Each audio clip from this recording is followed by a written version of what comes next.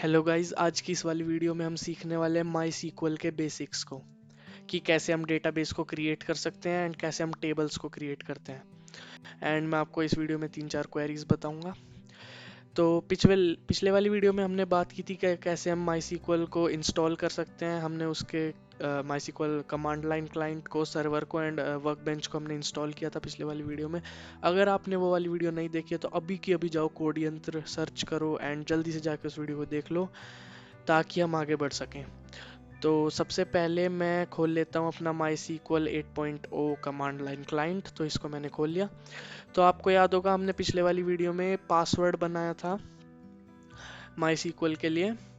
तो वो पासवर्ड था हमारा 1234। तो उसको एंटर कर देते हैं ताकि हम अपने माई सीक्वल कमांड लाइन के अंदर एंटर कर सकें एंड कोड लिख सकें। अब आप सोच रहे होंगे कि मैं वर्क बेंच में भी कोड लिख सकता था। तो हाँ, मैं वर्क बेंच में कोड लिख सकता था, लेकिन मैं इसमें ज़्यादा कंफर्टेबल हूँ कमांड लाइन में, इसलिए मैं लिख रहा हूँ। लेकिन आने वाली वीडियोस में हम वी एस कोड को भी माई सीक्वल से कनेक्ट कैसे करते हैं वो सीखेंगे एंड वी एस कोड में भी माई सीक्वल का कोड रन करके देखेंगे। तो अभी मैं एंटर कर देता हूँ। अभी हम एंटर कर चुके हैं अपने माई सीक्वल के अंदर। तो माई सीक्वल क्या है? बेसिकली ये डेटाबेस मैनेजमेंट सिस्टम है, DBMS। तो जैसे नाम से पता चल रहा है, ये मल्टीपल डेटाबेसेस को मैनेज करने में हमारी हेल्प करता है। तो अगर आपको डेटा साइंटिस्ट बनना है, डेटा एनालिस्ट बनना है, तो इसको सीखना आपको बहुत ज़रूरी है। एंड अब एक डेटाबेस क्या होता है? डेटाबेस होता है कलेक्शन ऑफ डेटा। हम कितने ज़्यादा डेटा को एक जगह जो स्टोर करते हैं उसको कहते हैं हमें डेटाबेस। तो रिलेशनल डेटाबेसेस क्या होते हैं? रिलेशनल डेटाबेसेस होते हैं जो माई सीक्वल है हमारा RDBMS ही है, relational database management system. Relational databases होते हैं जो आपस में रिलेशन रखते हैं, जो मल्टीपल टेबल्स के साथ काम करते हैं एंड हर टेबल हम आपस में लिंक कर सकते हैं या फिर उन्हें मैनिपुलेट कर सकते हैं। तो आज हम उसके बेसिक्स को देखने वाले हैं। तो कॉन्ग्रेचुलेशंस लिख दो कमेंट में, क्योंकि आप अपना पहला डेटाबेस जो है यहाँ पर क्रिएट करने वाले हो। सबसे पहले मैं आपको एक क्वेरी दिखा देता हूँ जिसका नाम है शो डेटाबेसेस। अगर आप यहाँ पे लिखेंगे शो डेटाबेसेस एंड सेमीकोलन लगाएंगे। अब सेमीकोलन लगाना क्यों इम्पोर्टेंट है? ये एंड ऑफ लाइन करेक्टर है माई सीक्वल के अंदर, जिससे एसक्यूएल को पता चलता है कि यहाँ पे जो हमारी लाइन है वो एंड हो चुकी है। तो अगर आप सेमीकोलन नहीं लगाते हैं तो आपका एरर आएगा। तो जैसे ही मैं एंटर मारूंगा, यहाँ पर डेटाबेस की जो सारी लिस्ट है मेरे पीसी में वो हमारे पास आ गई है। अब ये जो दो डेटाबेसेस हैं ये मैंने खुद से बनाए हैं, लेकिन ये जो चार हैं ये आपके पहले से ही मिलेंगे आपको। तो चलिए हम अपना सबसे पहला डेटाबेस बना लेते हैं। तो हम लिखेंगे create database, create database and database का नाम, जिस नाम से हम उसको बनाना चाहते हैं। तो मैं यहाँ पे लिख देता हूँ स्टूडेंट। हम एक स्टूडेंट का डेटाबेस बनाएंगे एंड सेमीकोलन लगाना बिल्कुल मत भूलना। एंटर करेंगे तो यहाँ पे लिखा आ रहा है query okay, one row affected. मतलब हमारे पास कोई एरर नहीं आया है, हमारी क्वेरी ओके है, हमारी क्वेरी बिल्कुल सही वर्क कर गई।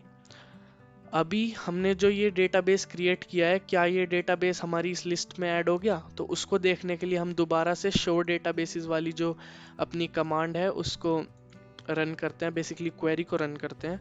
तो मैं लिखूंगा show databases, databases and semicolon लगा के जैसे ही मैं एंटर मारूंगा, तो यहाँ आप देख पा रहे होंगे कि कोड यंत्र DB एंड ये सारे डेटाबेसेस पहले से ही थे एंड हमारा एक न्यू डेटाबेस, कॉन्ग्रेचुलेशंस लिख दो कमेंट्स में, हमारा एक न्यू डेटाबेस क्रिएट हो चुका है जिसका नाम है स्टूडेंट। तो स्टूडेंट नाम का डेटाबेस हमने यहाँ पे क्रिएट कर दिया है। तो अभी हम MySQL को कैसे बताएंगे कि हमें किस डेटाबेस पे वर्क करना है?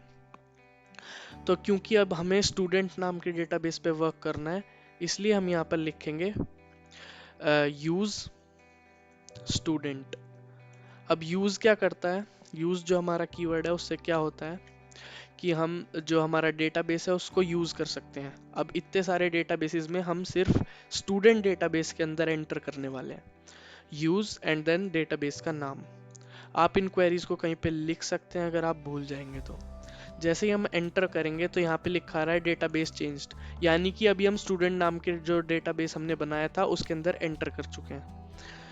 अब हम यहाँ पर डेटाबेस के अंदर हैं, तो जैसे हमने लिखा था शो डेटाबेसेस, जिससे हमारी जो लिस्ट है सारे डेटाबेसेस की वो आ गई थी, अभी वैसे ही हम लिखेंगे शो टेबल्स।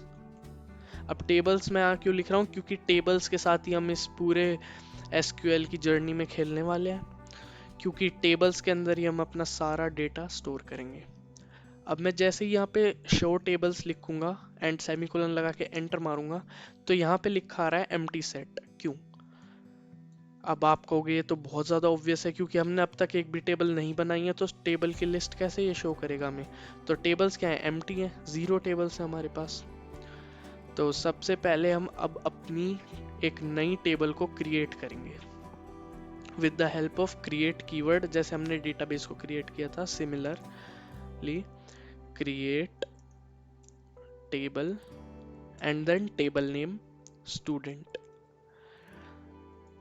एंड यहाँ पे हम दो ब्रैकेट्स लगा देंगे, curved brackets, and then end of line character अपना सेमीकोलन भी लगा देंगे ताकि हमारा एरर ना आए।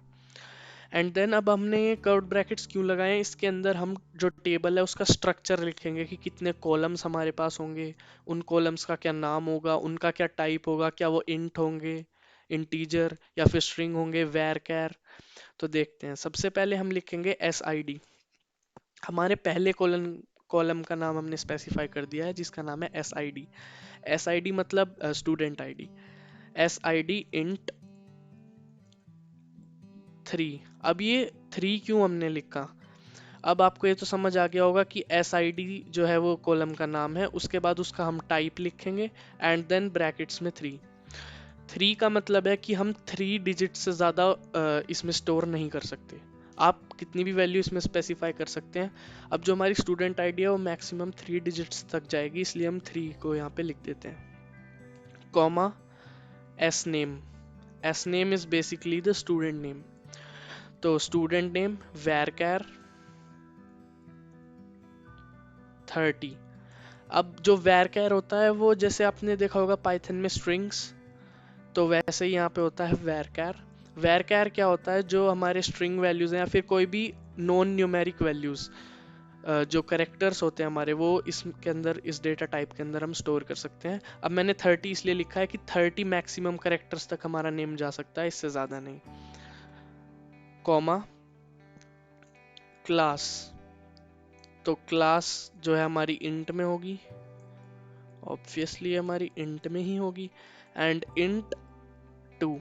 अब 12 तक क्लास होती है, तो इसलिए 12 जो है वो मैक्सिमम हमारा जो क्लास है वो 2 डिजिट्स तक जा सकता है, इसलिए हमने इंट 2 लिखा है। जैसे ही एंटर मारेंगे यहाँ पे लिखा आ रहा है क्वेरी ओके, 0 रोज अफेक्टेड।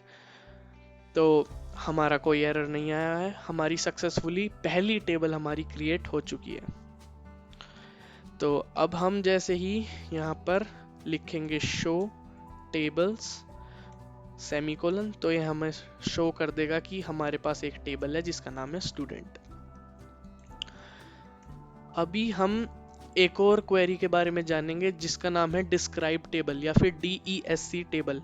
ये क्या करेगी? हमें टेबल का पूरा स्ट्रक्चर दिखाएगी कि हमारी टेबल कैसी दिखती है, उसके अंदर कितने कॉलम्स हैं और उनके डेटा टाइप्स क्या हैं। तो उसके लिए हम लिखेंगे यहाँ पर DESC टेबल का नेम स्टूडेंट, सेमीकोलन मारेंगे, तो यहाँ पर आ गया अपना SID। ये फील्ड जो है वो हमको शो करता है कॉलम के names, SID, S name and class. हमने 3 कॉलम्स यहाँ पे स्पेसिफाई किए थे। टाइप क्या है इनका? SID का टाइप है इंट, एस नेम का टाइप है वैरकैर, एंड क्लास का भी टाइप है इंट। नल क्यों शो कर रहा है? नल यस, मतलब इन टेबल्स के अंदर अभी हमने कोई डेटा इंसर्ट नहीं किया है। की एंड एक्स्ट्रा डिफॉल्ट ये सब मैं आपको आने वाली वीडियोस में बताऊंगा, तो स्टे ट्यून्ड एंड सब्सक्राइब कर लो यार कोड यंत्र को।